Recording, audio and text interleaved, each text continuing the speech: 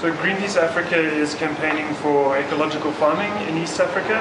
We think ecological farming is a solution not only for the environment but also for small-scale farmers in East Africa, whereby they don't have to pay less for their inputs, are able to rely on local resources, and particularly it's adaptable to climate change. We want to see ecological farming as the solution rolled out across East Africa, and all of East Africa's food coming from farmers using ecological farming.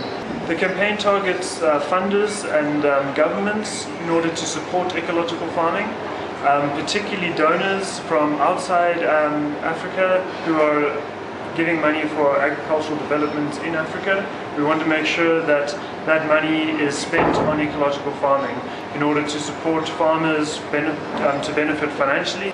The report that we've done looks at two systems, one in Malawi and one in Kenya, both using ecological farming. The one uses agroforestry trees to fertilize the soil, and you see here a picture of the trees growing in a field of maize.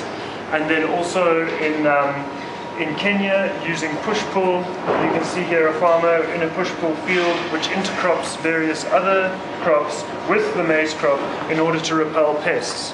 So there are two different ecological farming methods that show different ways of either soil fertilization or pest control.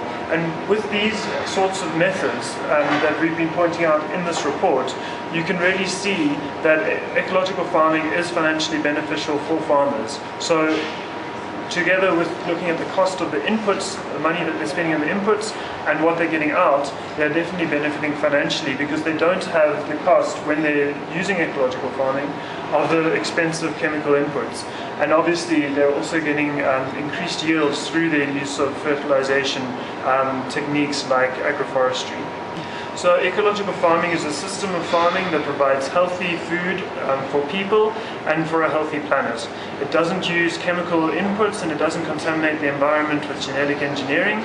It uses locally available resources, and it is very resilient to climate change and other climatic fluctuations.